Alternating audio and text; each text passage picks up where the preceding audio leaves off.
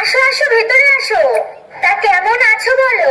আর আমাদের নতুন গর্তের খোঁজ তুমি পেলে কিভাবে? আরে তোদের পুরনো গর্তের পাড়ার ইঁদুরগুলোর কাছ থেকেই তো খোঁজটা পেলাম। তা কি ব্যাপার বলতো? ওই গর্ত ছেড়ে হঠাৎ এই গর্তে এলি কেন? আর বলো না গো, ওই গর্তে আমাদের ইঁদুরদের জয়েন্ট ফ্যামিলিরা থাকতাম তো, তাই ইঁদুরের সংখ্যাটা অনেক বেড়ে গেছিল। ওইটুকু গর্তে এতগুলো ইঁদুরের সাথে একসাথে থাকা যায় নাকি বলো? তারপর মানুষগুলো বাবারে গর্তের সামনে ফাঁক পেতে রাখতো, খাবারের সঙ্গে বিষ মিশিয়ে দিত। মেয়ে নিয়ে ওখানে থাকাটা কি সেফ বলো? তাই তো মেয়ের বাপটাকে বলে এই গর্তে শিফট হলাম। আর এই বাড়ির গর্তটা কি যে ভালো তোমাকে কি বলবো। প্রতিদিন এত খাবার আনে, এত খাবার আনে যে মুখে করে টেনে নিয়ে আসেই যায় না। বাবা তুমি বসো, একটু সবজির খোসা নিয়ে আসি তোমার জন্য। আরে না না, কিছু খাবো না রে। তুই তা বললে হয় নাকি? অন্তত একটা পেপার চেবাও। আচ্ছা আচ্ছা, এত করে বলছিস যখন দে তাহলে। ওমা, আমি খেলতে গেলাম। কতবার তোকে বলেছি না ওই ধেরেদের পাড়ায় খেলতে যাবি না? কথা কানে যায় না? যা গর্তে ঢোক, একদম বেরোবি না। তুমি যা ওই ধেরেদের পাড়ায়। আসলে ওরা জঙ্গলে ঘোরাঘুরি করে তো, সারাদিন রোগমুখ ছড়ায়, ভীষণ আনহাইজেনিক। আমি তো মেয়ের বাবাকে মাথা দিব্যি দিয়ে রেখেছি যে না, ওই ধেরেদের পাড়ায় একদম না। যার জন্য এসেছি সেটা শোন আগে। তোদের পাশের ফ্ল্যাটের খাঁচায় একটা সাদা ইঁদুরের ফ্যামিলি থাকে, ওদেরই ছেলেটার সম্বন্ধ নিয়ে এসেছি তোদের মেয়ের জন্য। ওমা, তাই নাকি? হ্যাঁ রে, ছেলে তো পুরো ধবধবে সাদা, একেবারে রাজপুত্তর। বাহ, এতদিনের শখ আমার এবার পূরণ হতে চলেছে।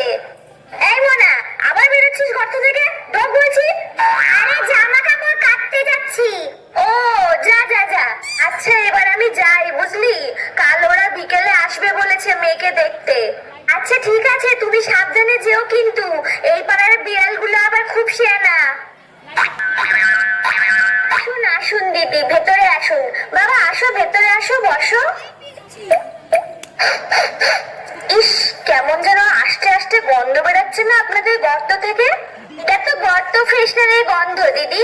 সবজি ফলের খোসা পচে গন্ধ হয়েছে, একদম অর্গানিক। ইস বাবা গো, কি নোংরা এরা। তা ডাকুন মেয়েকে এবার। হ্যাঁ হ্যাঁ, মনা, এই মনা, আয়, ওনারা চলে এসেছি তো। নমস্কার। বাবা, ছবিতে নেংটি দিয়ে যেমন দেখিয়েছিল মেয়েটাকে তেমন তো লাগছে না দেখতে। আজকের দিনে অন্তত শাড়ি পরে আসলে হতো না? তা নাম কি তোমার? টিংটিং। কি কি করতে পারো শুনি?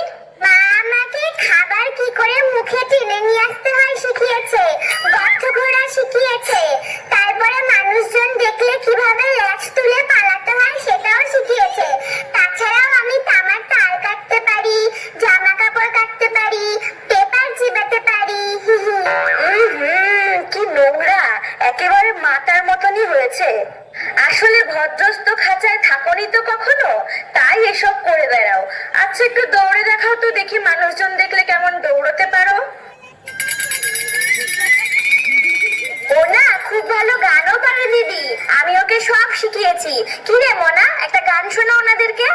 নেংটি যে তেরি দুরিয়া আমি টিংটিং আমার নাম, মাটি দেখলে গর্ত খোঁড়া এটাই আমার কাজ। আমি পেপার চেবাই, জামা কাপড় কাটি, কাটি তামার তার। ছোটবেলা থেকে আমার দাঁতে অনেক ধার। আমি টিং টিং, আমায় দেখলে মনের মাঝে বাজবে তোমার ক্লিং ক্লিং। ঠিক আছে ঠিক আছে, এবার একটু লেজটা দেখি তোমার।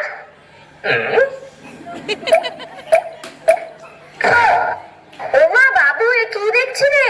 এত মোটা কালো কুৎসিত একটা লেজ, এটা ইঁদুরের লেজ না বেড়ালের লেজ? ছি, না না, এ বিয়ে হতে পারে না। আত্মীয় স্বজনরা দেখলে লজ্জার আর শেষ থাকবে না।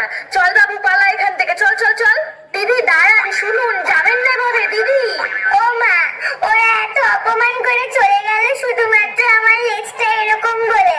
আমার মনে আর বিয়ে হবে না মা। এর থেকে ভালো আমি ইঁদুর মারা বিষ খেয়েই মরে যাই। একদম না, ওই সাদা ইঁদুরের জাত কি ভাবেটা কি নিজেদেরকে? ওই তো থাকে খাঁচায় বন্দি হয়ে, মানুষের পা না চাটলে খাবার জোটে না, আবার রিজেক্ট করছে কিনা আমার মেয়েকে। তোর মুখশ্রী কত সুন্দর, পুরো আমার মতো, খালি লেজটাই পেয়েছিস বাপটার মতো। ওরা জানে না ওরা কি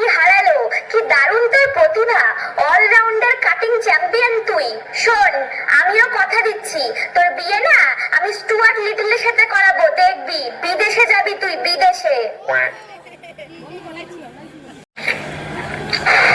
এই মোনা, তুই সত্যি সত্যি বিষ খেয়ে নিলি নাকি? কি গো, শিগগিরই আসো।